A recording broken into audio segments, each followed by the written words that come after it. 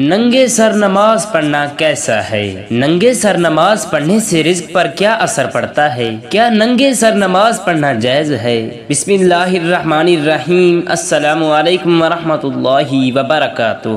محترم ناظرین، حضرت کعب رضی اللہ تعالی عنہ سے منقول ہے کہ جب اللہ تعالی نے حضرت محمد مصطفیٰ صلی اللہ علیہ وسلم کو پیدا کرنا چاہا تو حضرت جبرائیل امین علیہ السلام کو حکم دیا کہ سفید مٹی لاؤ۔ پس حضرت جبرائیل امین علیہ السلام بہشت کے فرشتوں کے ساتھ اترے اور حضرت کی قبر شریف کی جگہ سے مٹھی بھر خاک سفید چمکتی دمکتی اٹھا لائے۔ پھر وہ خاک سفید بہشت کے چشمہ تسنیم کے پانی سے گوندی گئی، یہاں تک کہ سفید موتی کے مانند ہو گئی جس کی شعاع تھی۔ بعد ازاں فرشتے اسے لے کر عرش و کرسی کے گرد اور آسمانوں اور زمینوں میں پھرے، یہاں تک کہ تمام فرشتوں نے آپ کی آل کو آدم علیہ السلام کی پیدائش سے پہلے پہچان لیا۔ جب اللہ تعالی نے حضرت آدم علیہ السلام کو پیدا کیا تو اپنے حبیب پاک صلی اللہ علیہ وسلم کے نور کو ان کی پشت مبارک میں رکھا۔ اس نور کے انوار ان کی پیشانی میں یوں نمایاں تھے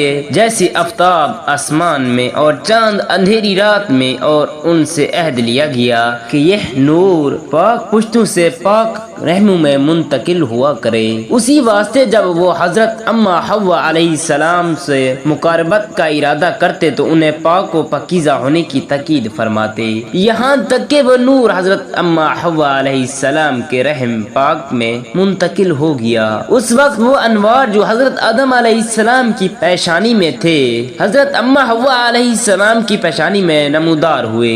ایام حمل میں حضرت آدم علیہ السلام نے بپاس ادب تعظیم حضرت حوا علیہ السلام سے مقاربت ترک کر دی، یہاں تک کہ حضرت شیس علیہ السلام پیدا ہوئے تو وہ نور ان کی پشت میں منتقل ہو گیا۔ یہ حضور علیہ السلام کا معجزہ تھا کہ حضرت شیس علیہ السلام کے لیے پیدا ہوئے کہ آپ کے بعد ایک بطن میں جوڑا لڑکا لڑکی پیدا ہوتا رہا۔ اس طرح یہ نور پاک پشتوں سے پاک رحموں میں منتقل ہوتا ہوا حضور صلی اللہ علیہ وسلم کے والد ماجد حضرت عبداللہ رضی اللہ تعالی عنہ تک پہنچا اور ان سے قول اصحاب ایام تشریف میں جمعے کی رات کو آپ کی والدہ ماجدہ حضرت آمنہ رضی اللہ تعالی عنہا کے رحم پاک میں منتقل ہوا۔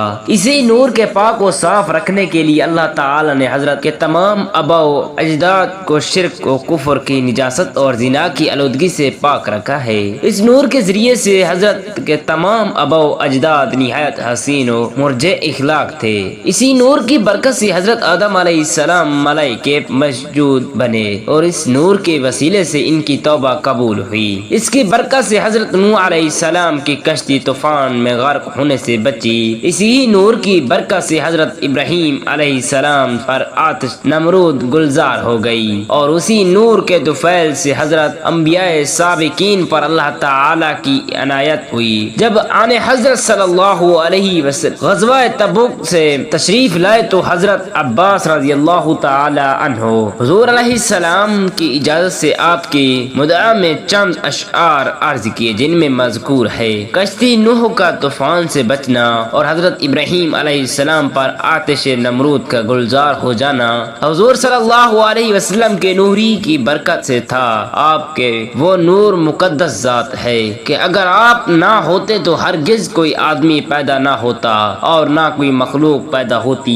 اگر آپ نہ ہوتے، آپ وہیں کے آپ کے نور سے چاند کو روشنی ہے اور سورج آپ ہی کے نور زیبا سے چمک رہا ہے۔ آپ وہ ہیں کہ جب آدم نے لغش کے سبب سے آپ کا وسیلہ پکڑا تو وہ کامیاب ہو گئے، حالانکہ وہ آپ کے باپ ہیں۔ آپ ہی کے وسیلے سے خلیل نے دعا مانگی تو آپ کے روشن نور سے آگ ان پر ٹھنڈی ہو کر بجھ گئی، اور ایوب علیہ السلام نے اپنی مصیبت آپ ہی کو پکارا تو اس پکارنے پر ان کی مصیبت دور ہو گئی اور مسیح ہی کی بشارت اور آپ ہی کی صفات حسنہ کی خبر دیتے اور آپ کی مدعا کرتے آئے۔ اسی طرح موسیٰ علیہ السلام آپ کا وسیلہ پکڑنے والے اور قیامت میں آپ کے سبزہ زار میں پناہ لینے والے رہے، اور انبیاء اور مخلوقات میں سے ہر مخلوق اور پیغمبر اور فرشتے آپ کے جھنڈے تلے ہوں گے۔ حضرت عبداللہ بن بریدہ رضی اللہ تعالی عنہ بیان کرتی ہیں، مجھے میرے والدین نے حدیث بیان کی۔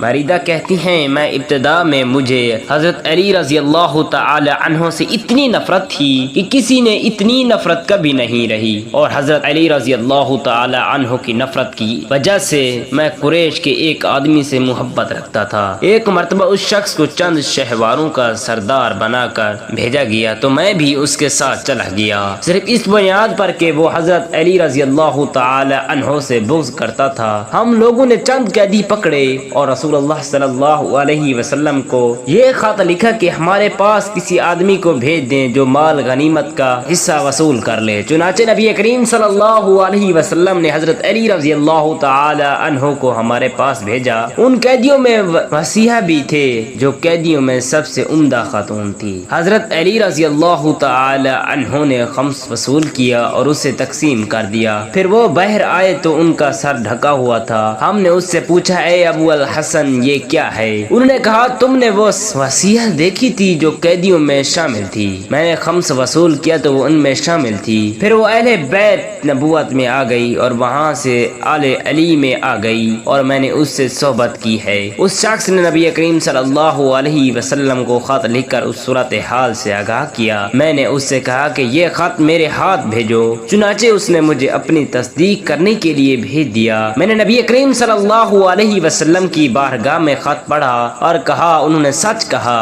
آپ صلی اللہ علیہ وسلم نے میرے ہاتھ کو اٹھا کر فرمایا کیا تم علی سے نفرت کرتے ہو؟ میں نے عرض کیا جی ہاں۔ نبی کریم صلی اللہ علیہ وسلم نے فرمایا تم اس سے نفرت نہ کرو بلکہ اگر محبت کرتے ہو تو اس میں مزید اضافہ کر دو، کیونکہ اس ذات کی قسم جس کے دستے قدرت میں محمد صلی اللہ علیہ وسلم کی جان ہے، اس میں آل علی کا حصہ وسیع سے بھی زیادہ ہے۔ چنانچہ اس فرمان کے بعد میری نظروں میں حضرت علی رضی اللہ تعالی عنہ سے زیادہ کوئی شخص محبوب نہ رہا۔ محترم ناظرین، حضرت سیدنا ابو ہریرہ رضی اللہ تعالی عنہ سے روایت ہے کہ رسول اللہ صلی اللہ علیہ وسلم نے فرمایا تم میں سے کوئی شخص ایسے ایک کپڑے میں نماز نہ پڑھے کہ اس کے کندھے پر کپڑے کا کوئی حصہ نہ ہو، برہنہ سر نماز پڑھنا آداب اور سنت کے منافی ہے۔ عذر یا مجبوری کے سبب ہو تو اس کی رخصت ہے، لیکن عادت بنا لینا قطعاً درست نہیں ہے۔ اگر نماز کے دوران سر سے ٹوپی گر جائے تو ایک ہاتھ سے نماز میں ہی ٹوپی اٹھا کر سر پر رکھنا افضل و بہتر ہے۔ ننگے سر نماز پڑھنے سے نماز کی صحت پر کوئی اثر نہیں پڑتا۔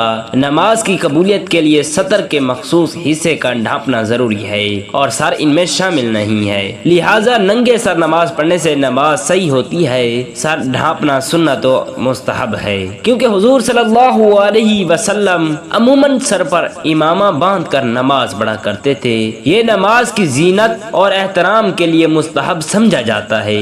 کچھ ثقافتوں اور روایات میں ننگے سر نماز پڑھنے کو غیر معمولی سمجھا جا سکتا ہے۔ مثلاً مشرق وسطی اور جنوبی ایشیا میں مرد عموماً ٹوپی یا امامہ پہن کر نماز پڑھتے ہیں۔ سر ڈھانپ کر نماز پڑھنے سے عبادت کی خوبصورتی اور زینت بڑھتی ہے، جو اللہ تعالیٰ کے حضور احترام اور خشوع کی علامت ہے۔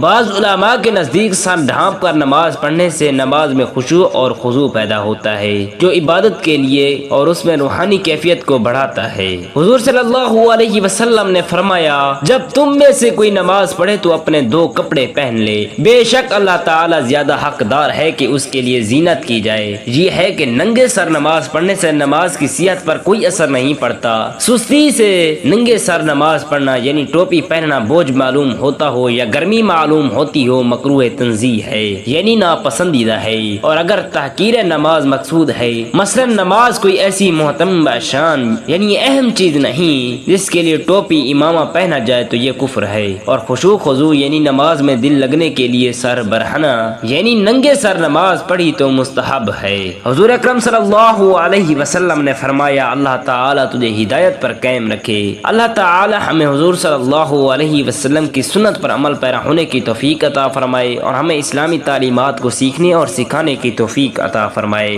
آمین۔ اللہ تعالیٰ اور حضور صلی اللہ علیہ وسلم کے 99 ناموں میں سے ایک نام ضرور کامنٹ کریں اور اپنی رائے کو کامنٹ میں ضرور شیئر کریں۔ شکریہ، جزاک اللہ خیرا کثیرا۔